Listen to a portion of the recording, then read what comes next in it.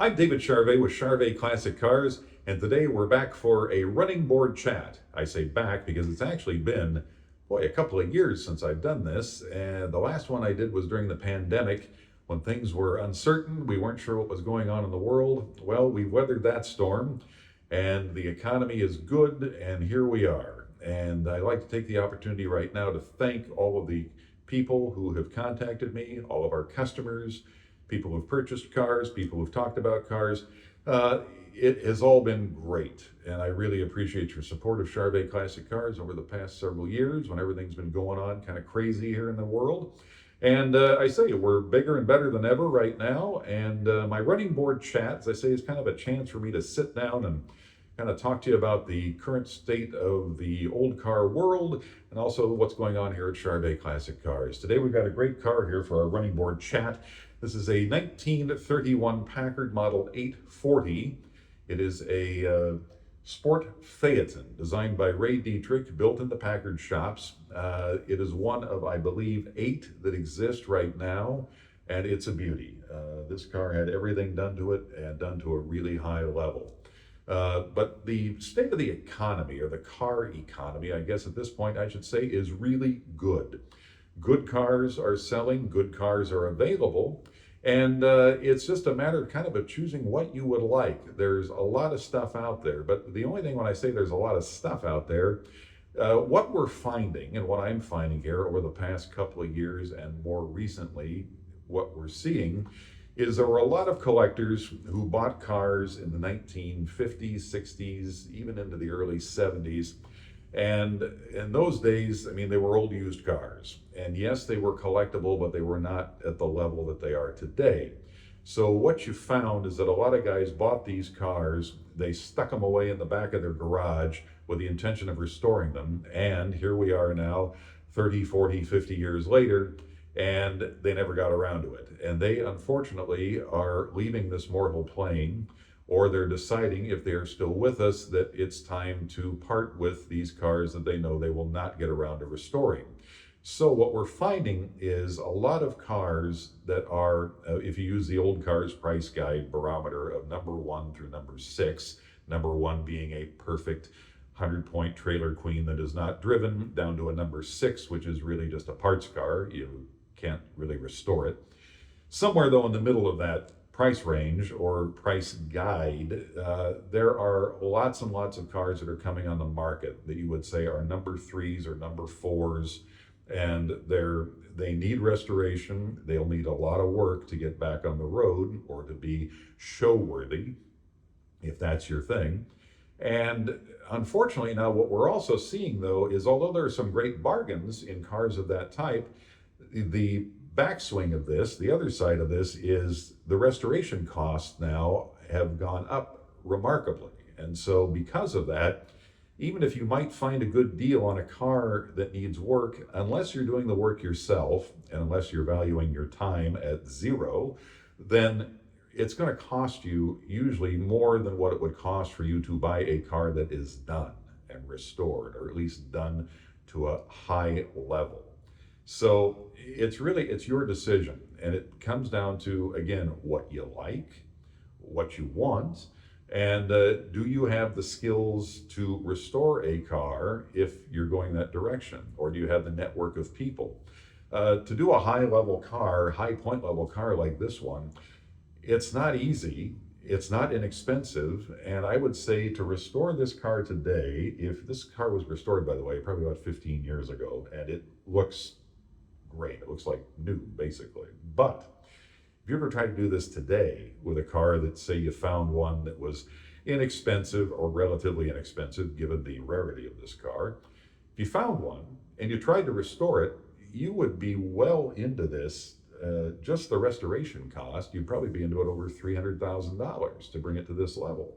Because we're talking mechanicals, body, paint, chrome, interior, top, and then all the gremlins that you didn't know existed when you bought it, thinking it was a really good deal. And then when you open your wallet and you start dumping the cash out, you realize, honestly, it is cheaper to buy them done. Now, again, if you have the time and the skill set, or the network of friends who can do a quality job, great. The number of people who can do quality work now is diminished because, again, a lot of these people have aged out who used to do the work on these cars. So if you have someone who can do it, great, that's wonderful.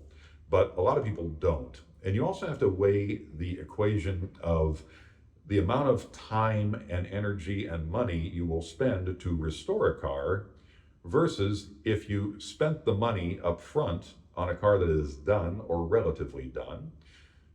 You can enjoy that car right from the get-go. If you're going to do a restoration, a ground-up restoration, you can spend 3 years quite easily. And even if you don't think it'll take 3 years, it sometimes takes 3 years to get on the list of a restorer who knows what they're doing in order to be able to do it. So that's the rub. And again, that is the quandary always of old cars, and in finding what you think is a bargain and then finding out that you have purchased a money pit. And that's always the tough call. We like to talk ourselves into the idea that, oh, it'll be cheaper if I do it this way and I do it myself. Well, again, cheap is a relative term. If you're able to do it yourself, most of it yourself, and you value your time at zero, then okay, that's fine. But most of us don't have that luxury.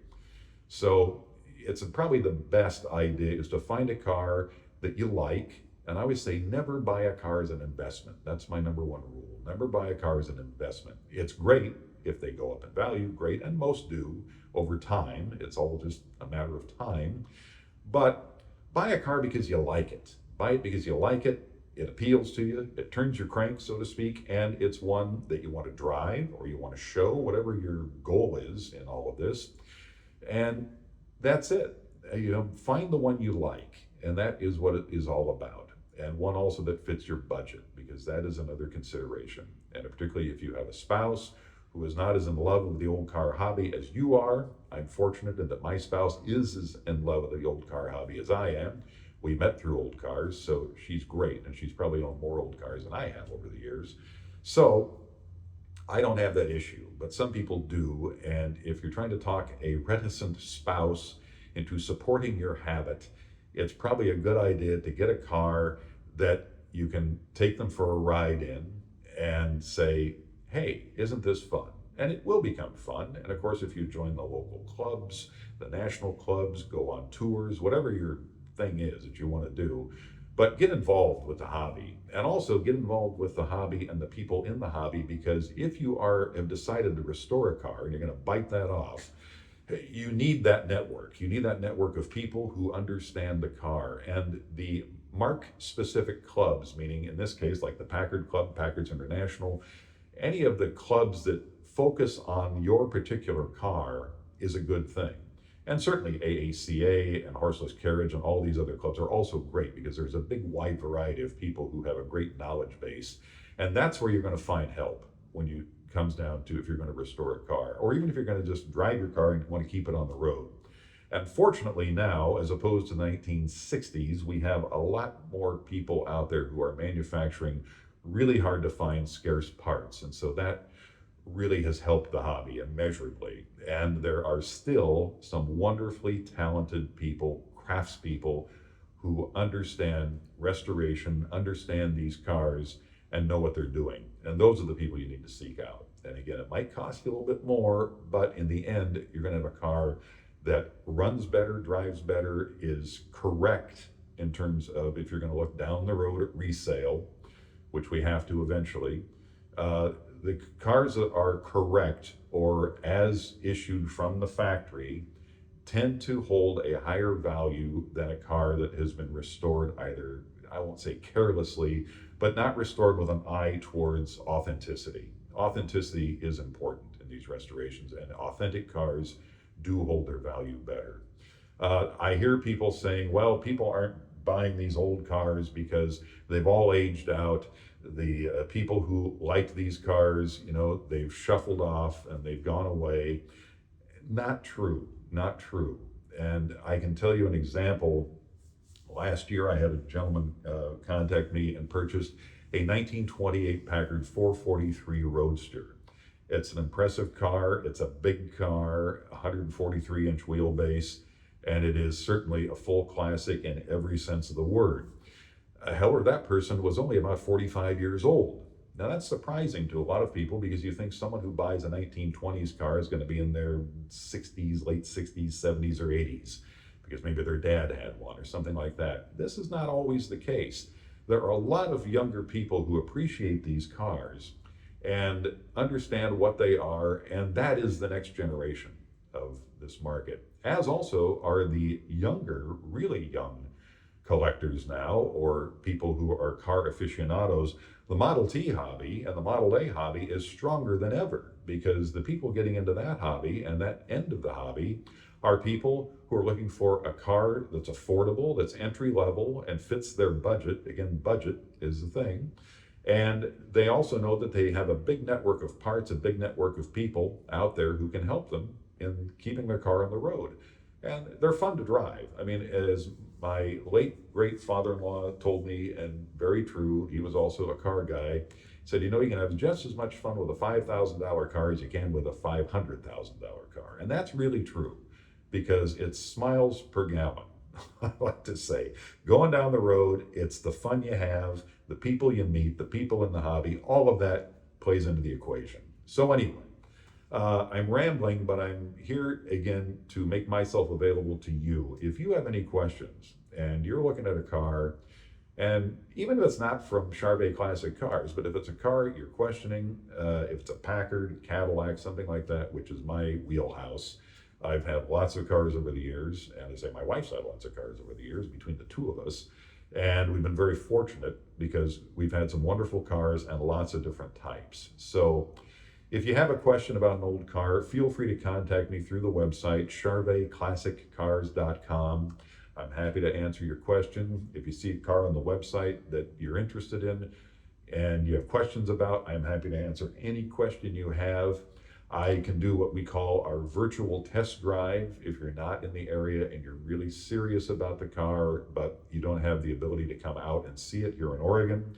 I am happy to give you a virtual test drive, meaning with this iPhone and your iPhone together. We can do a FaceTime call or a video call. I'll show you the car, everything you want to see. You tell me what you want to see, I'll show you the whole thing. No holds barred. I'll show you the car, I'll start the car, we can drive the car, you can ride along on the phone, and I'm happy to do it. And I've done this for many, many people and people all over the world because obviously it's a big decision, it's a big investment, and you want to be sure that you're getting what you think you're getting, and that's really important. So, again, I appreciate you looking and watching and listening to my ramblings. And again, any questions, feel free to call or contact me. I am really happy to help. Thanks again. I'm David Charvet. Hope you've enjoyed this running board chat. We'll have another eventually, hopefully sooner than a couple of years. But again, thanks for being a part of the hobby, and I hope to talk to you soon.